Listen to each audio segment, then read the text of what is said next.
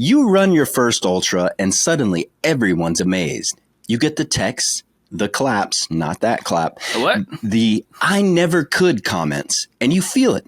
That little rush of being seen. Yeah. But then something happens. You do another one, and another one, and another one, Right. and another. And somewhere along the way, that Like applause DJ Khaled? starts to fade, and another one. Your family doesn't ask how far the race was. Your friends stop sending "you're insane" messages. Sounds personal, Nick. Well, people stop caring. I Yeah. don't know if it's personal. We're just talking about it. Oh. And you start to wonder, did I ever really care? I still care. Or was Do I you? just chasing a reaction? I do like the reaction. Today's episode is about external validation and how it sneaks into what we do, even the things we love. Mm. We're talking about the distance creep, the just one more mindset, and whether we're actually running towards something or just trying to prove we're not the person we used to be. Wow. This one might get a little uncomfortable. I'm uncomfortable already. Great, that's how I love you. What? But that's kind of the point. Cue that intro music. Baka!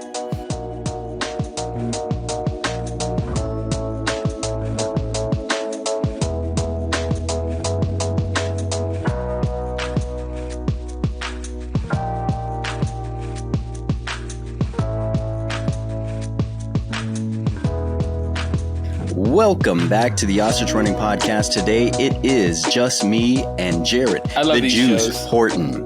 I love There's these no shows. guest, no race recap, no shiny medals, just a conversation about why we run these long distances Exploring the inner mind of Nick. and whether we're really doing it for ourselves. Now we're digging into external validation, how your family eventually stops being impressed, and whether some of us are running from something instead of towards something. Mm. So if you've ever finished a race and felt kind of empty after, or wondered why you signed up for something even harder next time, this episode is for you. So let's go ahead and dig into it. Jarett, the Juice Horton, how are you today? I'm doing great. I've been wanting to explore this topic for a long time. First off, Okay. I actually want to interrupt, and I want to say I really like your hat. Thanks. It's really nice. Please go on the website, Ostrich Running. For just one And juice buy hat this, a day, and I get paid. you can support. And I This live in life. California, so it's very expensive. If you guys could go on here and buy a ton of these hats. None of the proceeds go to Jarett the Juice Horton. It all goes to Ostrich Running. I and want the to movement. see a whole, I don't know, what do you guys run? These ultras where everybody's wearing my hat. That's my dream one day. The juice infection. It's you have to finish it at night. You have so to you just see a bunch of these yellow hats. You want a bouncing whole around. flock of them. Well, Yeah, I want a flock. start the flock, I'm going to guys. start the Jarett flock. The Jarett flock is looking for its first members. Let's go ahead and get out there, support this guy. He is not So- supported by any of these proceeds. Buy a hat. I get a proceed He gets of, no proceeds of this hat. of every single hat you buy, and Not then one make an single extra hat will he get donation. proceeds. Because who knows? I might be homeless soon. Well, with that being said, let's jump into this. The topic of external validation. This is something that we've discussed with one another several times. Sometimes I ask you this think, all the time. yeah, I think what's the question you ask me?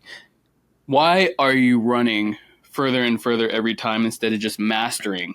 I ask every single guest we have on this show also. Just master the half marathon or something and get faster and faster and better and better. Why do you guys keep going further and further and further? And eventually you're going to run across all of North America one of these days. Yeah. We already see it coming. Yeah, we are. And Why you are know you who's guys going to be doing right this? there with me? Documenting. Yeah, I'm going to be there in a truck or airplane in our private jet. And for those just listening on the podcast, I'm pointing at Jarett the Juice, and I'm saying he's going to be right there running with me, holding that camera. Actually, a lot harder than what I would have to do. He's got to carry all the weight and do that On an distance. AI, on those new AI robots that they're coming out with, like, is that Toyota or something? Is it Toyota? It's like South Korea or Japan. They have a company where you're like riding this. The Ostrich Running Tech Podcast. Oh, ostrich running AI robots Ostrich AI ostriches. to follow. Yeah, ostrich running AI ostriches. That's a different show, different topic. But here we are. Where I he follow asked you. me, what is it? On a prototype. Why do I not master the one distance? And my response to you even after we've been doing this show and got a chance to talk to many incredible guests who have pushed those limits and distances, they push it every time. They push it every time. You know, in the future, I might have somebody who's mastering that set distance, right, as a guest, but I won't allude to who that may be. That's just for a future teaser. But my response, I already know who it is. I'm not going to tell you. Okay. It's exciting. But my response to you, Juice. Yes. Because I think I have an answer today. Oh, wow. Well, but go ahead. Respond. So why am I not getting faster at a set distance? To me, the time isn't the goal. It is pushing the limits of what my body can do. So in that sense, I am actually mastering my endurance and my limits. So each time I go further, that in shorter distance? Well, that would be a shorter time distance for a different purpose of speed and racing, right? Whereas me, let's say I got to a time in a certain distance, a half marathon, say it was 2.5 hours for the first time, and I just kept training, and I get it down finally to, an hour and 15 minutes, right? Yeah. And I'm like, wow, I've mastered the half marathon distance. Well, that is not my purpose for speed. My purpose is to master the extreme distance. So what would have been my 2.5 hour half marathon is actually like my 50 miler, right? Okay, I can knock off that distance. Now what's the next distance is the 100 miler. And that pushes the limit of my endurance and my physical ability, mental ability all together as one. I'm not looking to get fast. I'm looking to see how far I can go. But I don't understand. So you run the half marathon. You're like a lot of you guys maybe are in like almost last. Yeah. And then you move on to the marathon. Like it's not like I achieved everything there was at the half marathon and then I moved on. Because it's not important to me to achieve everything at the half. Like, have you really accomplished that distance? Yeah, because I did it. Like, you just finished it? Yeah, I did the distance. The distance is the accomplishment. So why put a time on it at all then? Like, why not just go out today and you could finish 100? Yeah, I could. 3 days. Yeah, well, I could go out there and do that on my own. Yes, you're right. But there is volunteers who are out there who make it a little bit easier for you when they're out there handing you food. There's people around. It's like the overall environment. I see what you may be kind of doing and directing this conversation. There is external validation somewhere in there with a group around you. So yeah, sneaky Juice. Are you just trying to be able to say like I finished this? Yeah, I think I am trying to say I am, that has been the goal, after doing the marathon, and there was videos that had popped up during my training of people doing more than a marathon. That was interesting to me. After I completed the marathon, I felt terrible. My body was dead. I was crushed, right? And then the thought of somebody running a whole other marathon, this is, in lieu of time, right? Just the distance itself, miles wise. Right. There is a whole other marathon being ran after a marathon. And to me, that was unfathomable. Unfathomable? That's right. Yeah. I mean, I understood. I'm pretty sure that's the right word. Yeah. I could not fathom that could take place, that somebody could actually do that, because the way I felt after a marathon was terrible. Now, obviously, that comes with training. So that's my question is, did you even accomplish a marathon? I did. Did I not do a marathon? I mean... Would you say because I finished a marathon, I didn't do a marathon? Shouldn't you do it a couple more times where it doesn't even hurt, at least? I think now, here's the thing is, ask a runner who's running it fast, right? And breaking records and really has, in your eyes, completed the marathon, right? Right. Ask them how they feel after a marathon. I'm not trying to say that everybody's not completing a marathon, but most people, like my uncle, he does the half marathon every year. His goal is just to be able to finish it, and he wants to come in around 2 hours and 30 minutes, and his goal is to stay in shape for the next year. Mm-hmm. Like, if he's doing that every year, he's accomplishing his goal of staying in shape. Okay. Yeah. Which is that the goal of running? Isn't running to stay in shape? Yeah. I mean, I guess if you're openly saying, yeah, I'm doing this to stay in shape, then that's your goal. But I think everybody has a different purpose, right? There is no one set bar of what we're trying to accomplish. Even in the distance, like let's say, oh, I want to do 100 miles. I just want to be able to complete 100 miles. That's my goal.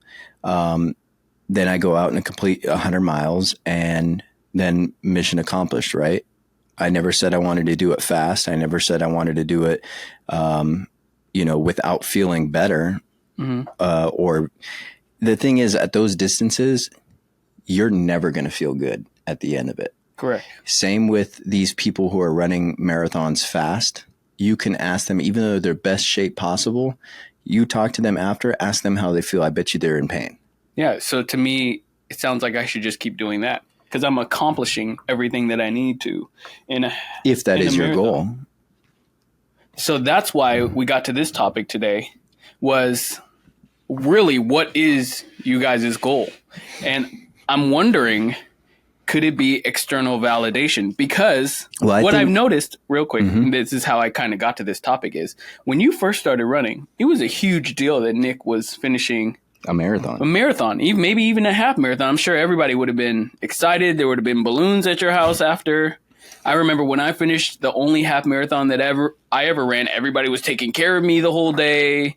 Everybody was bragging. Was that your goal? No, my goal was just to run with my uncle. Okay. And I mean, even if we didn't finish that day and we broke away to go eat a pizza, I would have been, I was like, whatever he's going to do, I'm going to try and do. And then I got halfway through it and I was like, okay, I did it this far. I have to finish. But that feeling that I got after where your whole family is, what can I get you? Can I get you pizza?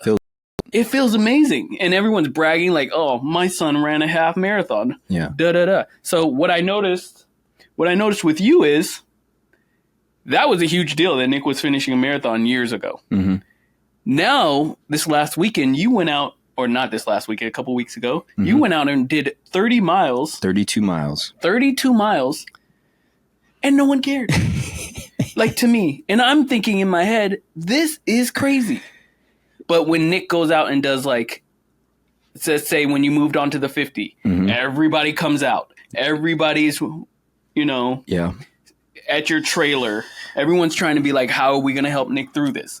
But I'm sure if you started finishing that last 50 50 miler, it was just my wife and I, right? Yeah, it's like decreasing. Yeah. But the minute you go do the 100, we're all going to be out there again. We're all going to be like, dang, how can we help him? This is his first one. Let me ask you this much. Why would you, I mean, I know you still are amazed at any distance, right? Yes. You're still. I'm amazed at people who do, sorry. You're good. I'm amazed at people who do 5Ks. Yeah, I am too. Yeah. Sorry, we're going to cut this. The juice has to do the juice. I thought I ended that. Okay. I feel like, yes, all those distances are amazing. Now, let me ask you this. And it's hard for me to ask you this because you're always very supportive and you're always amazed at the distances no matter what. But did you ever once feel less impressed at a 32 mile than what you did of the 50 mile or the 62 mile? When you say less impressed, what do you mean? Was the excitement just as much when I did my last 50? No, I'll be honest. As you're accomplishing more and more, and I hear about you running every day, like some days you just go out and run for 4 hours. Yeah. You're probably finishing a marathon. Yeah. Like, close to it. Yeah, I'm getting less excited. I guess it's kind of... It's normal, right? So yeah, it's just I know he could do this. I've reset the new norm, right? In my own personal area. Yeah. So, what do you think... I don't know. What do you think? Like the only changed? thing that's super, it's just, I think it's like anything in life with like if I was scoring 2 goals a game in soccer, it would just become expected, I guess. Like So then, yeah, would you You wouldn't say be that you excited feel in- accomplished? Like, okay, he's already done that. He's completed that goal. Not for time. He's completed that distance, and it's not as exciting anymore. Would you say I've completed it? have you completed like the 50 half milers. Like, now you're saying, oh, just get faster at a 50 miler. Well, to me, what I'm trying to say is if you're just doing it for yourself, you're doing it for fitness, you should just pick a distance and just keep running that For over fitness. until So- you feel like it's so easy. And then I can understand why you guys move up. But you guys are still in pain at a marathon when you finish. Maybe not you anymore. Yeah, I mean, it still hurts, don't get me wrong, but then like something clicks and that pain goes away. I think it's when you know you have even more time, you just don't give your opportunity. Because if I go out and I say I'm going to go run 26.2 miles today, Right. I'm in pain at 24 miles. But if I was going to run the 50 miler, 24 miles comes up and I'm like, I feel great. I got another one in the tank, right? So something mentally shifts when you kind of have set the distance. You have put forth a goal, right? Your body really heavily relies on that mental aspect because what is that changes? Why is it that I feel very tired at 24 miles in of a marathon or 20 miles in, knowing that I have 6 to 2 miles left? My body's like, oh, you're pushing this. And normally it's because I know I have only, I don't want to say only, because I have 26.2 miles. I'm pushing my body a little quicker because I know that I can give it much more effort because I don't have 25 more miles, 75 more miles to do on the back end. Right.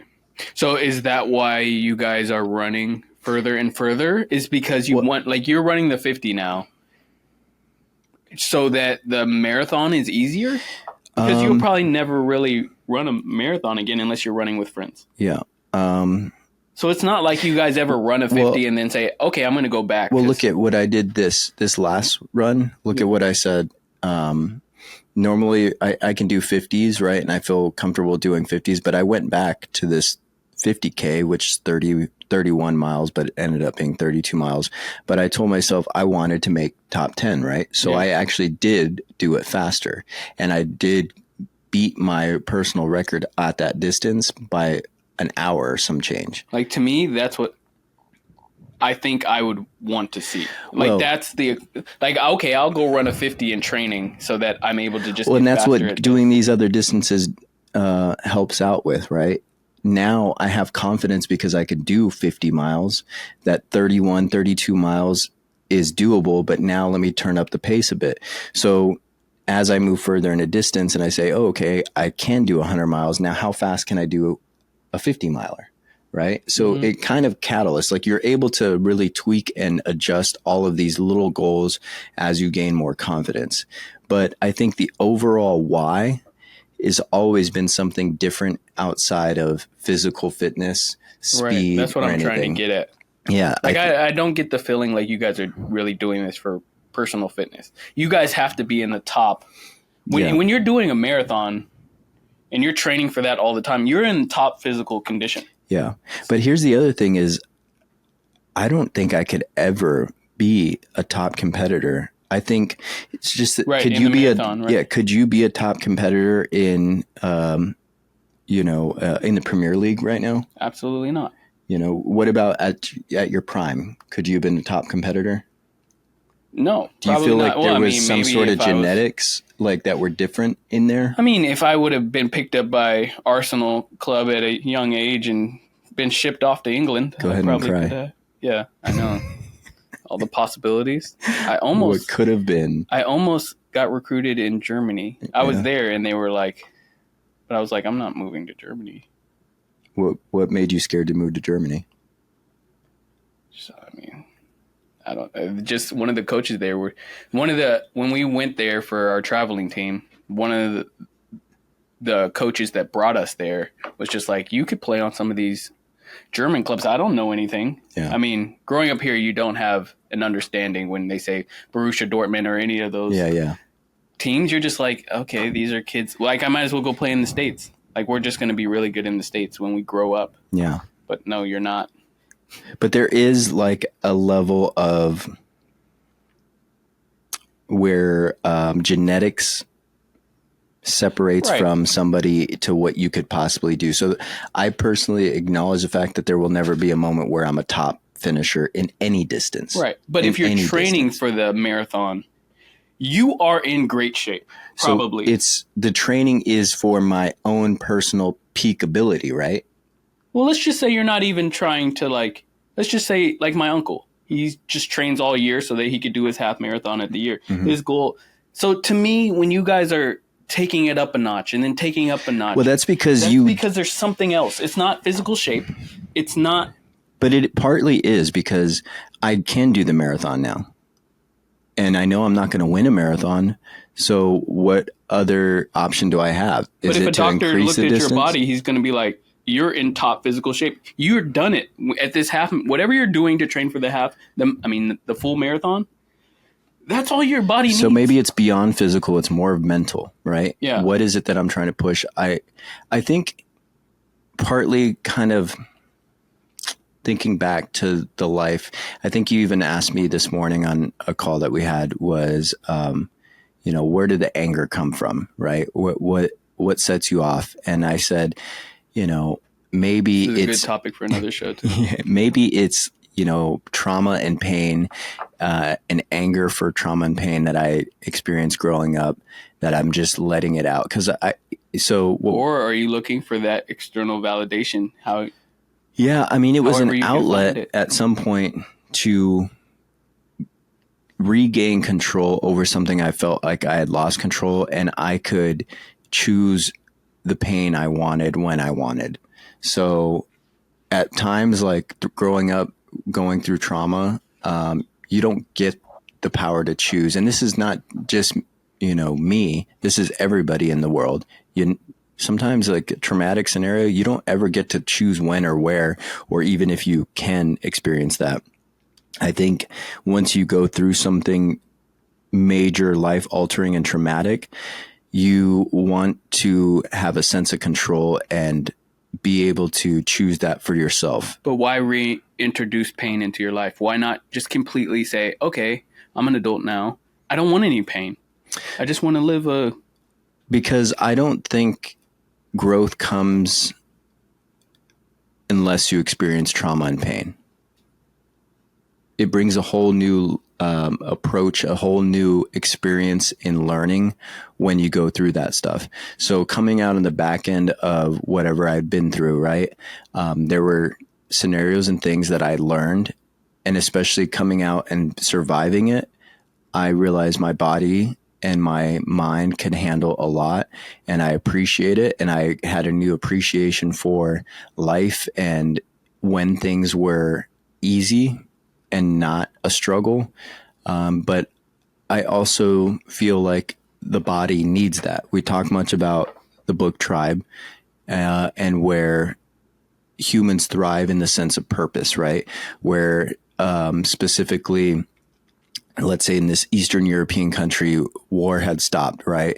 And they saw a sharp increase in suicides, depression, but then another war broke out and there was almost no suicides and reports of depression. Right. And that's because people felt a sense of purpose to push through some sort of struggle and resistance. So I think being able to create your own struggle and resistance in your own environment, vis-a-vis a 50, 100-mile marathon, 10K, 5K, it does something for everyday life. So when you do experience that struggle and that traumatic situation. This is my thought, though. My uncle, again, as an example, he does the half marathon, like I said, but he experiences everything that you're talking about every single time he does it.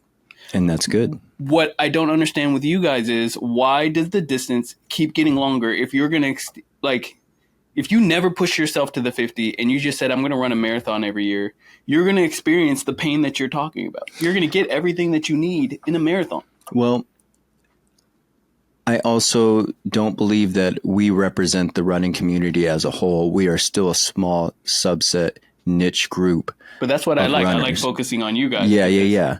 I just feel like this, maybe we're that much more damaged. You guys have so much in common on the back end too. All you guys are a lot of you guys are CEOs. A lot of you guys are ex-military. Yeah. There's something in pushing physical and mental limitations that I think ultra runners as a whole enjoy, right? And that comes with an increased distance, not increased speed. Because, I hope I get you out here at that finish line or at one of these ultra finish lines. And actually, you should come out for the Kodiak 100 in October and just see what the finish line looks like. And you just hang out and watch people, right? And I probably will take forever to finish. So, you won't see me come through, but sit at that finish line and watch some of these elites come through, some of these faster people. I would eventually love to be able to run 100 miles in less than 24 hours. Okay. That would be a speed goal that I have. Right. I thought I was going to be able to do that hobbling 100. That was such an extreme goal to put on. But I think it's possible. Takes a lot of training. That would be my speed goal. But this is just redemption, finish the distance, show that you can, and then give my own body confidence again to attempt a faster speed later. And let's not even say it's a marathon. Let's say it is the 100. Like that's the goal of every human being, is to be able to finish 100 in 24 hours. If Nick finishes that, is he done with distance? Like, is he going to go further? Yeah, I might go further. 100%. 100% you're going to go further. If you finish, let's say 2 or 3 of those 100. Yeah, the 100 miles in under 24 hours, you're not going to say, let's go for 22, which is going to be insane. Like course record stuff. Yeah. Is that a course record? It just depends on what course it is. Yeah. Yeah. Like at that point, are you going to say, let's do this faster and faster? No. I might jump back to that to do it faster and faster, because there will be an inevitable moment where I push the distance and fail. And then I will need to go back to pull me out of a deep depression and say, let me just go finish 100 miler in X amount of time, just to kind of redeem myself from this 300-mile race that I didn't finish. And then I'll get them next year. Right. Wow. Yeah. Then you will just be running hundreds for fun. But they're still hurt, Yeah, they're always 100 is always going to hurt. I would love to get an ultra runner on here that says, I can run hundreds now and they don't hurt me at all. Like I finished in 24 hours. I feel great. Like that's never going to happen. I don't think so. I don't think the 100%, because it's a new challenge. It's a new course. It's a new rock you tripped on. It's something. Yeah. There are these guys who are the elites of this distance, and there's elites of all multi-day distances that they're just beast of people who can just stay moving and, eating and facing all challenges, and be masters of that. But I feel like every elite who finishes that, listening to their post-race talk or interview, they still say it hurts. Always. It just hurts. Yeah. It's just a different type of pain. Right. But I bet you could take an elite, right? And say somebody who's finishing in 17, 18, 20 hours, right? These guys who are winning these 100-mile races. Right. I bet you if you took one of them and you said, finish this thing in 24 to 30 hours, and they're just cruising it, right? Mm-hmm. Like an easy effort jog for the entire time, they would probably be like, okay, that was really easy. Well, that makes sense to me. But they're getting faster. I don't know. So, yeah, that makes sense to me. It doesn't make sense to me as much to, say, okay, now I'm going to go for 200. Are there 200? Yeah, there's 300. Yeah, of course there is. There is. And then there's in the desert, and then there's in the Arctic. It's like, how could we hurt ourselves so much more as possible? My other question is, I've noticed, I did some research for this show, and I noticed since Instagram, since social media, ultras have been picking up in pace, or going to national parks have been picking up in popularity. If we cut off everything and you never could have any family at your things, or no one cared when you came home, whether it was 100, whether it was 250. You can't get on Instagram and say, hey, guess what? I finished running across California or whatever state you live in. Yeah. Or you can't give donations for running. What would people quit? Would people quit? Well, I think or would they go back to I mean, it's a good question, but like, I don't want to. Let me reframe your, like, some of the criteria of that question, right? Let's keep in going to parks and everything. Let's keep the environment still the same, right? But with no posting, no donations, no family, things like that, there was a time that nobody really knew about ultras. Right. There was just a small group who had never posted, who had never had a Strava, who had never were able to glorify that. The old school, it was small. Maybe. Yeah. The community of that group of ultra athletes was a very small group. So maybe it goes back to that. I mean, the cat's out of the bag. People know these things exist. Right. But if we could go back in time. You get a medal, you get, like, let's just say you come home like. Now, I can honestly say, because I found this, it's nice to like share, right, with people and motivate other people. But I think I would still do it now. I would still do it because I found this new high in pushing myself, right? And, in your eyes, what do you think the difference is between pushing yourself and proving yourself is? Pushing yourself and proving yourself. Do you see the difference in proving yourself? Pushing yourself and proving yourself. I don't know if I see a difference. To me, they're this. I look at proving yourself as external validation, whereas pushing yourself is the internal, right? You should be able to push yourself to something extreme and, let's say, 100-mile distance, walk off and get in your car, go home, and then, honey, I'm home. How was your day? It was okay. Yeah. Well, okay. So what's proving yourself? Proving yourself is people who are around you, doubters, proving to or others. Not even doubters, people who've encouraged you, right? Like, yeah, Jarett, you could do this. You can do this. And you're like, man, I got to prove myself to them that I can do this, that they are correct in my external validation, that's where I see the difference. Pushing yourself is more internalized, whereas proving yourself is the external factor that you have. So I think there could be a healthy dose of both, of proving yourself and pushing yourself.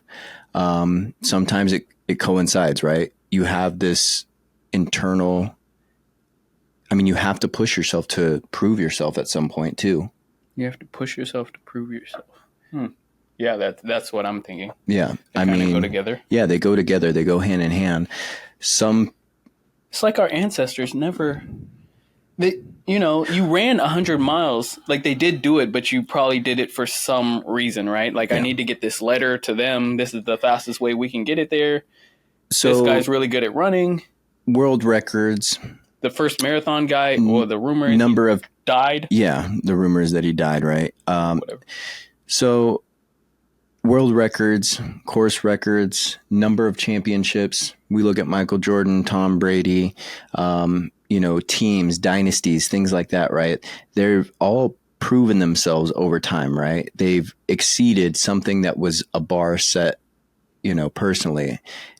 Does it matter that somebody has already long ago set a bar of 100 miles, 250 miles, 500 miles? I mean, they've set that bar, but not everybody's reached it, right? And it's still a feat. Most people have not reached it. And I think that just because it's something that has been broken, right, that we don't always have to wait for somebody else to break the record for it to be incredible. Is that you guys' goal, is to run the furthest that a man's ever ran? Here's what I look at ultra athletes now.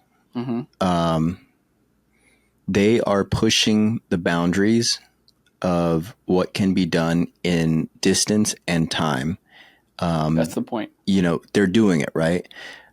But as they do that, other people are saying, oh man, this guy just did 250 miles. This guy just did 300 miles. He has proven that a body can, in fact, run that much. Obviously, we may not do it as fast as these elites did, but it has been done, right? And once they've unlocked that it is possible for a human being to do it, the rest, I mean, what other sport can you find that where, let's say for football, But just like throwing a football 60 something yards. I wonder what distance represents, because there was a time when they didn't think the human body could run under 4-minute mile or something.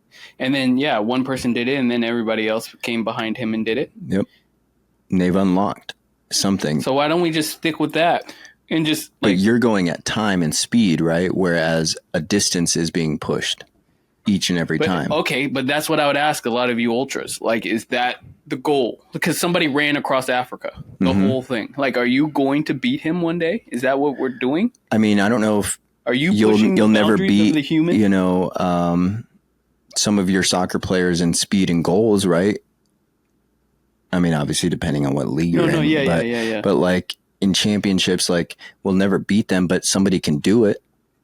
But see, my goal setting out every time in my Sunday league is to come in first. Mm-hmm. Like, I have a clear goal.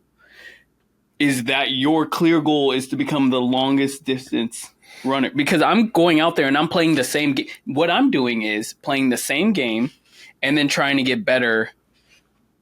Like basically the equivalent is me running a faster marathon time. Exactly. Like eventually I want to become the fastest marathon time in my circle, in my group. Man, I would love to be the fastest 100-mile runner, because then that just would be crazy. Like amongst your age group, like you would have a set goal. Like there's a set goal I'm trying to do is becoming first.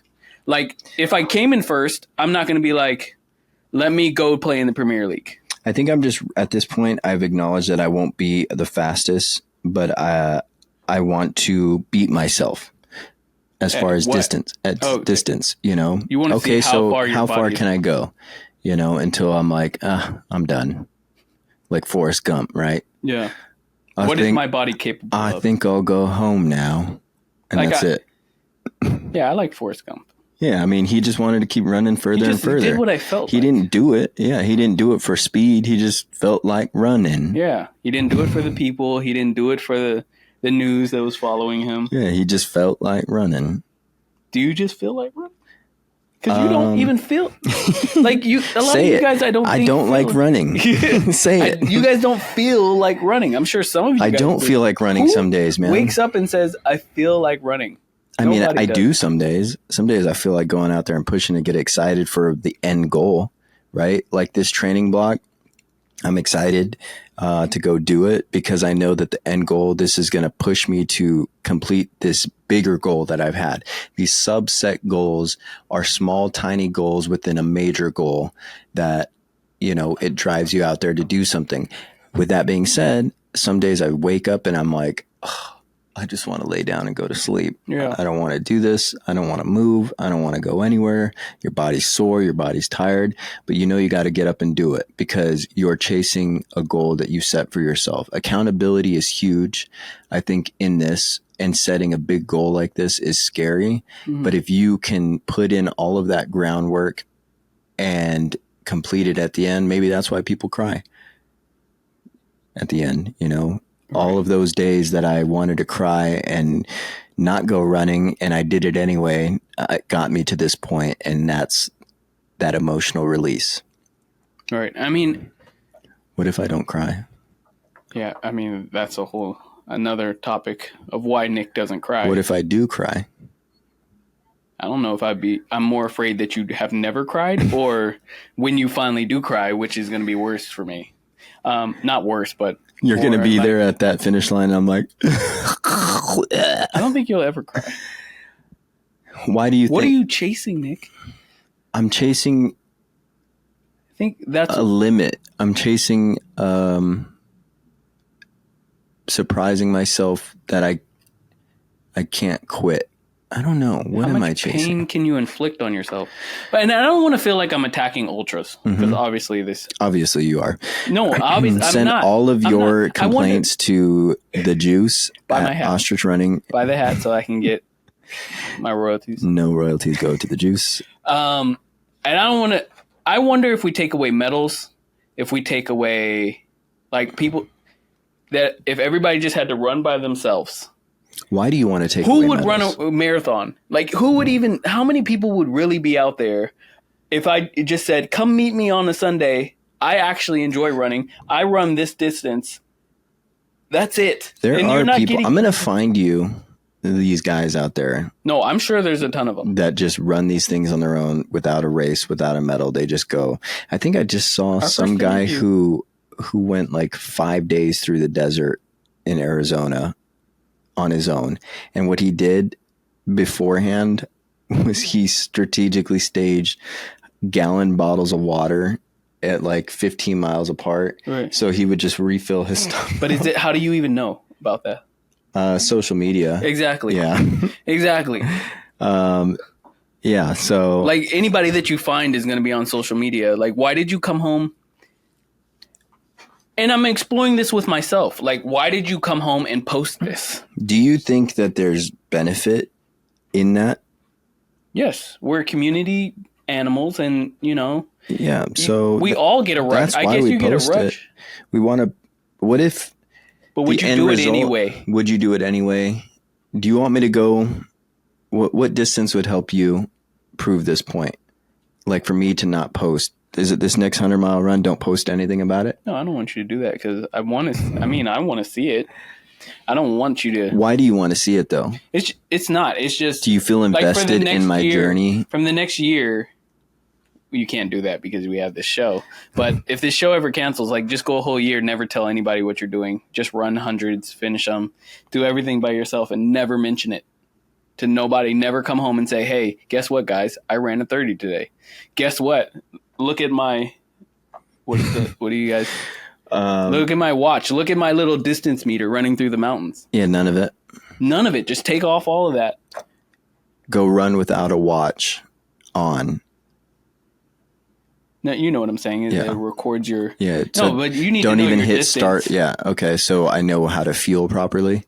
Like that's okay. So just only internally validate my distance. There's nobody that cares. Like nobody's paying attention to you running. How far would you run?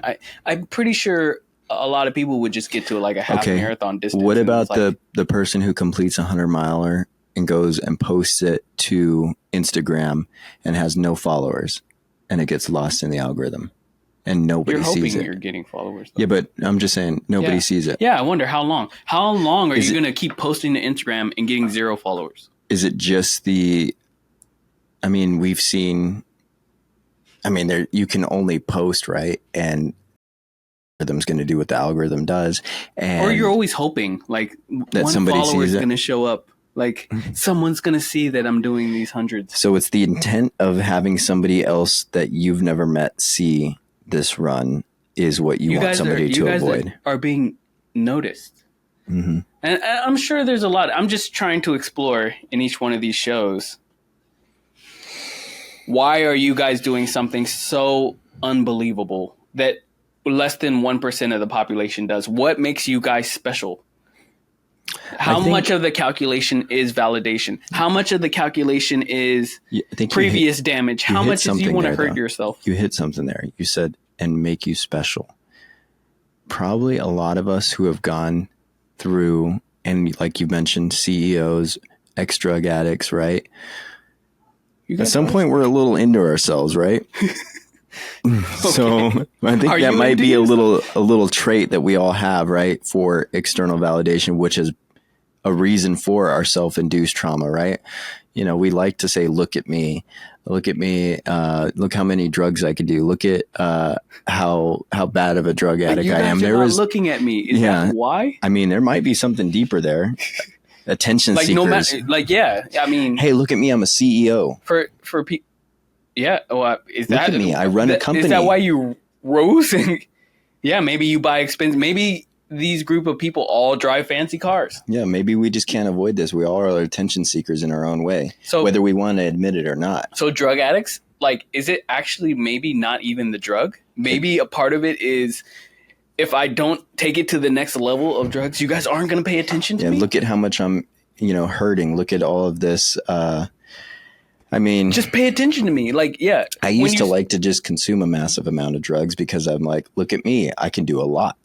Is that why you did it? Or were sometimes you it was like it was like a party trick. Well, it comes accompanied with a huge dopamine hit. Yeah.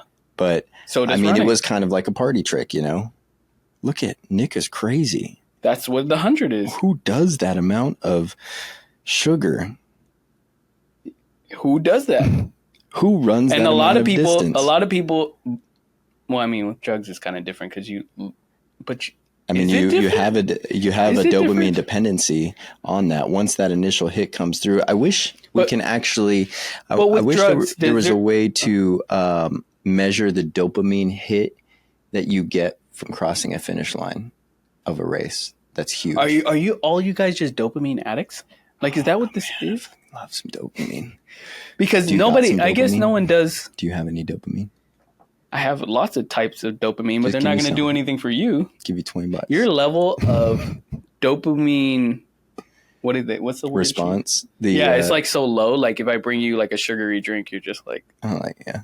Well, I was listening to the audiobook of Dopamine Nation, and it was saying chocolate gave you like a certain level of dopamine hit, and then sex gave you like 1,000 or something, 100% dopamine hit. And they said that methamphetamines gave you 1,000% dopamine hit. Yeah. And over sex. Yeah. So if the baseline was, right there, it gave you a percentage, right? Chocolate was like a 60%. You're like, ooh, I feel good. And then they're like, ooh, this is just like sex. And then sex is actually like a full on dopamine hit. Right. And then meth times 10. I think it was even higher than that. Yeah. And so then, people are just doing that shit. It's part of my language, but they're doing that stuff. And, dude, you get used to it. So then what does it feel like for the person who's never done drugs, right? When they cross that finish line of a marathon, what level of dopamine hit do you think you got at a half marathon? I got an extreme.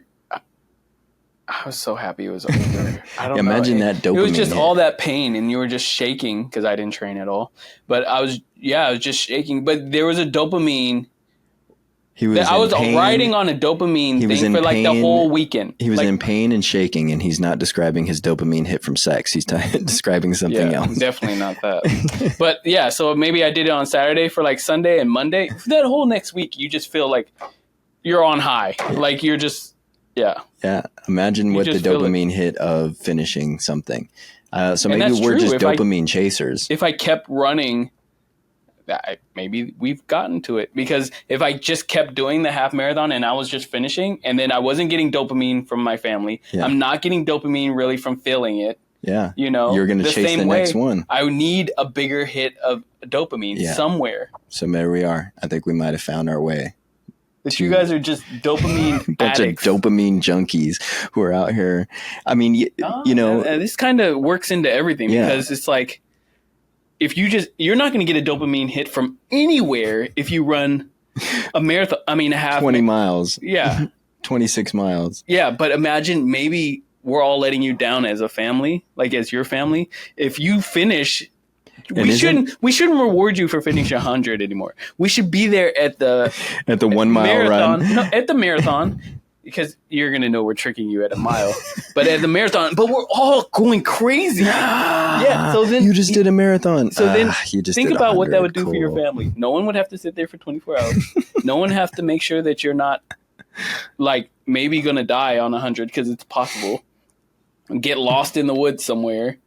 We all have trackers trying to follow you. Like, we need to give you a dopamine hit at the marathon distance. Yes. So if save you're an listening ultra to runner. This podcast, save a future ultra runner by giving him his dopamine hit every time. But the problem is you have to get more and more excited. Yeah. Every single time he finishes his marathon. It's honestly a vicious cycle. It's like welcome to the life of a drug addict. Right. But It doesn't matter. It's just the only way you can do it is get more and more and more and but more and more. See, this is the genius that is Nick. We actually do play soccer together, and he knows this about other people. So what he did this week was he didn't do it. His wife did. But I think they're in on it together. They brought in donuts for everybody because Thank you. I didn't even know she was going to do that. Thank you to my wife for bringing those donuts. But I love the it. numbers have maybe gotten lower over time. So if we want to have a good summer in soccer, I think subliminally, Nick's wife brought some donuts. Yeah, or if there's food every single time. Hey, yeah, there's some sugary rush at the end of that. And they're like, man, you know what? Last weekend was a really fun game. I don't know why. It was just so fun. Right. And I can't stop thinking about, are we going to play again next weekend? Let's see what the sign-up sheet is for the next weekend. Yeah. You know? That's true. But so I think we have talked out, touched on some of this stuff, right? Are we all just addicts feeding the dopamine nation? And you guys that are running hundreds, one of these podcasts, I think we should follow you to a hospital and get you, what is the brain scan? A CAT scan? CAT scan. And is there like a missing dopamine filter? Like, does Nick not have a dopamine receptor? Yeah. Okay, like we feed dopamine to you and see like what happens in your brain? Nothing. When you have a green thumb, if it got too hot out one day and you see like on your watermelon, right, and when flower is supposed to come out, right, and you forget to water it so much that flower is all shriveled up, and then that's basically my dopamine receptor. You're gonna look at the image of it, and it's like just burnt out, shredded, can't accept anything, and we're like, oh, well, that one's dead. We're definitely talking to at least a doctor on dopamine. Like a whole episode on dopamine now, because I think this is what it is. Should I go in under some research and just get plugged up and help them with a research project? If you know anybody who's doing research on dopamine, anybody out there, please reach out to us, man. I'll get plugged up to anything. I got a run coming up in October. We can just go ahead and measure some levels. Could you imagine that? I come back at the end of this run and I have all these doctors hooking up these electrodes, and I'm like, that would be awesome. What's my dopamine level at? And they're like, you're through the roofs. I'm ready. Right. Let's do this again. 250. Right. But then we need to have you do it exactly again and watch your level. Like there's nothing here. Like we got nothing from Nick. Immediately, the very next race, just nothing. Right. I'm chasing the dragon. The way he absorbs dopamine, like he's so used to having these floods of dopamine and filtering that out as quickly as possible. Yeah. That. Do you think all of our runners are there? I think they have some dopamine thing. It's the receptor of the dopamine is becoming less and less.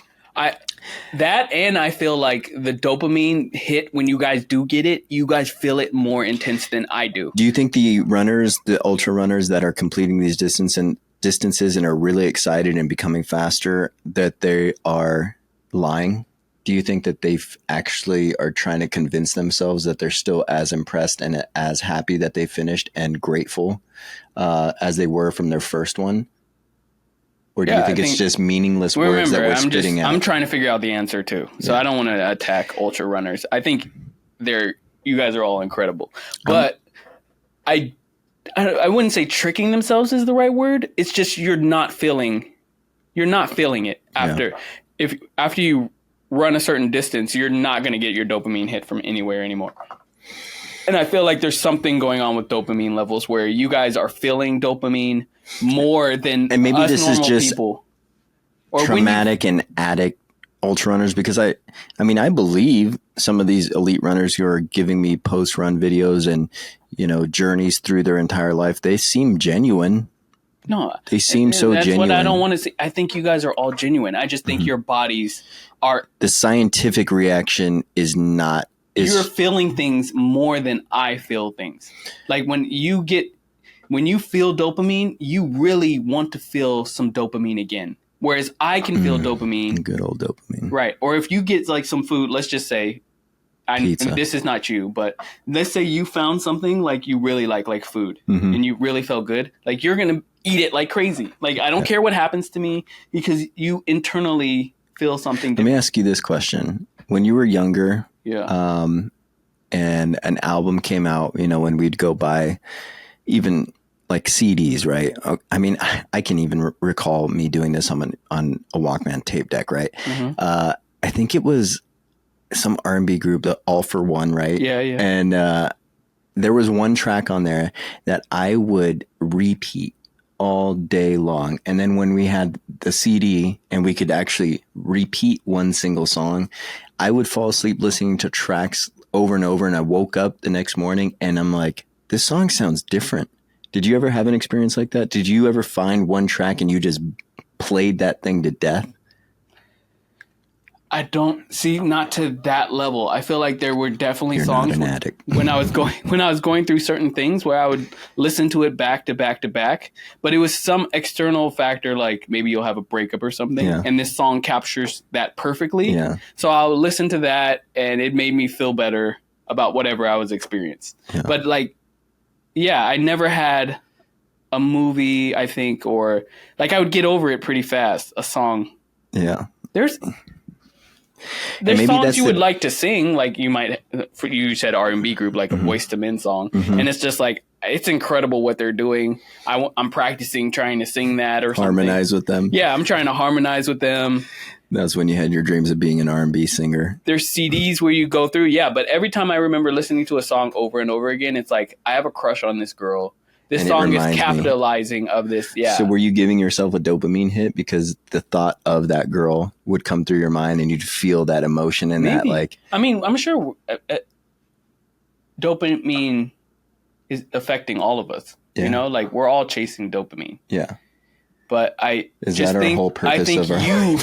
think you either don't, like, you need more dopamine even since you were a kid. Yeah. Like you need more of it to feel the same thing that I'm feeling at a lower level. Something like that. We'd have to talk to a doctor. Yeah. Well, and then what about, I mean, on that, reverse of that, right? Maybe there's people out there who only need a little bit of dopamine and it just like makes them feel great. And they're like, I'm good with this. I feel amazing off this little dopamine hit. Like your uncle, you know, me when I did the half marathon. He's like, dang, half marathon is the sweet spot. Right. I'm doing that. Right. We're doing this all the time. Boom. Same response. Yes. Do once a year. Right. I do my booger sugar once a year at this time and I like perfect and it holds me off for a year. Yeah, because exactly. There's people built out there who can handle that, right? Whereas there's a whole section of broken society who is like, I need more. Right. Or your dopamine goes like this. Like maybe we'll see in the chart it goes like just instantly. Whereas my uncle's, it just goes, you know, and like steady flow. Steady. My dopamine. And they're like, so what happened, Nick, on this spike? 150 miles. Yeah. And then it only lasted for 10 minutes. Yeah, I know. So we're going to shoot it up 250. And think about this. Running is the first time your dopamine levels will go like this. Like before it amps. And then the further that you run, the longer you get the feeling of dopamine. Yeah. Oh, I see. A sustained release. Finally, Nick can feel dopamine for a long period of time. For 24 hours, I'm just getting my dopamine hit. Yeah. Yeah. That's like when I would change off to different drugs. So that's why you guys might be going, what?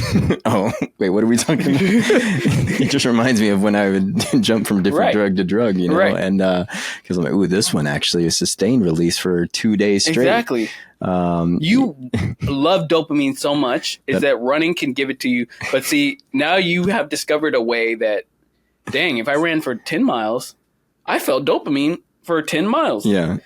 The longer I go, the longer I will feel dopamine. So I need to figure out a way to go longer. My family can't tell me nothing. Right. I get away from everybody and I just get my dopamine for 2 days. Like eventually and then I'm right back to where I was. Does it feel good? Like the thought of you running across Africa alone? Does it trigger a little ooh? Yeah, does it, like the adrenaline of that is like, oh my God, maybe your body's like, I could feel dopamine for a month. Okay, so let me tell you this. This is what I go through. Back in my party days, right, you would partake in the Colombian seasoning, right?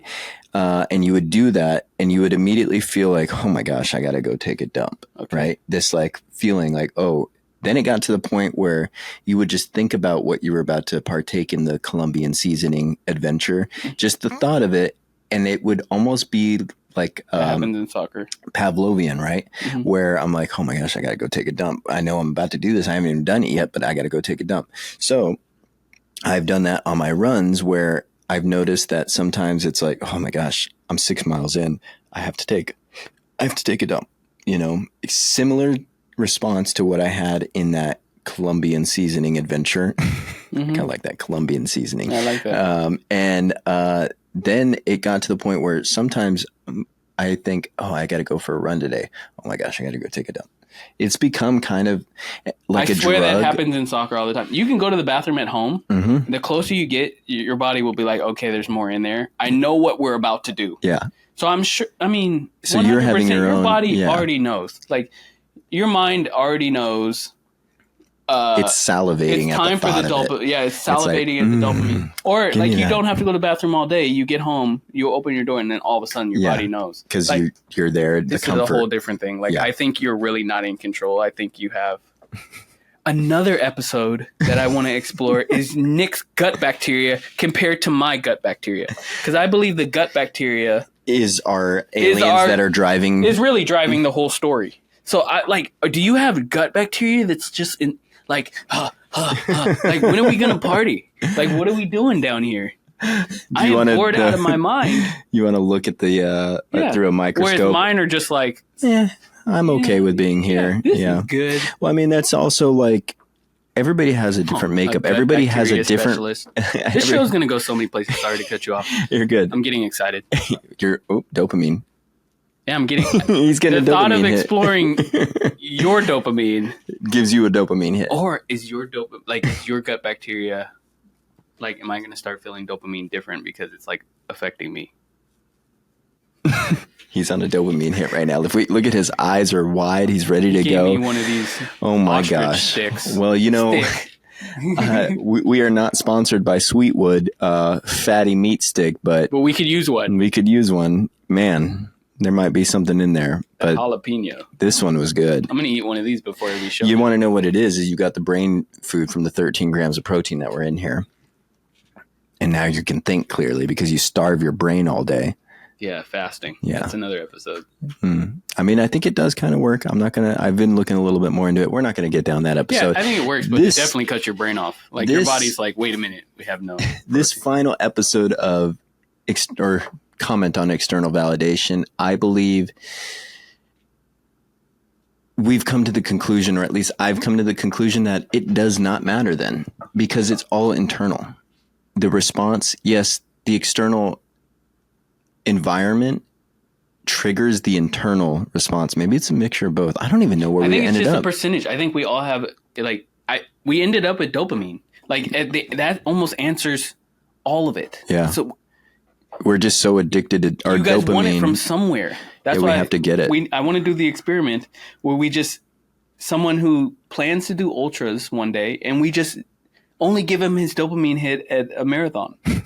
Like, you can't post anything over a marathon on social media. We're not giving you any dopamine here. You know what? No medals, nothing. That might get me to be faster at a race, because if you're like, you know what, Nick, you're not allowed to post this. I'm like, well, you know what? I'm going to win this race because I didn't post it, but the race results were posted and everybody saw it. So see you later. Yeah, but no one cares. Like, I wish we could have did the experiment on you. We could still do it. We ran out of medals. Like, I wish I could put that. Maybe we'll do this. Okay, you know what? I did this on a 50 mile that I technically DNF'd because I went past the time, right? The cutoff time. I still finished that race. And they're like, sorry, you missed the cutoff, but here's a t-shirt. And then we went into the van, and Sally was there waiting, and she's like, I'm so sorry. I'm like, it's okay. I finished it. I feel pretty good that I actually finally finished the distance. Yeah, it was a DNF, but I finished it. And I felt good. There was still something. I did feel good. I was like, man, I actually finally finished that distance. What made it a little bit worse was I think I missed the cutoff by 15 minutes. Yeah. It was right there, just dangled. Right. Maybe that's a dopamine hit in itself. Yeah. The completion on time. But I did come back. Or is it a dopamine hit that I didn't finish, so I have to do this again? Oh, and I did that race again, and that was the last 50 I did because I needed to go get a completion somewhere. I don't know. Obviously, it's a complicated thing, Yeah. but I would love to talk to a dopamine specialist. Yeah, if you're out there and you know somebody who's doing research on dopamine, they need a test subject, whatever. This is the best test subject you could ever have. Or worse.